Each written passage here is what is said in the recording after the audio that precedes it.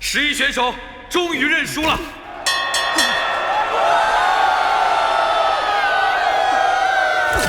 无聊至极。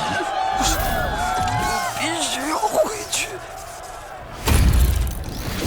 哦，看来裸妆女孩想要发表获胜感言。从那个女孩交出主动权的那一刻开始，她就已经不在了。我会再踏破命运之门，登顶拳台。现在的她只是个贝壳寄宿的躯壳。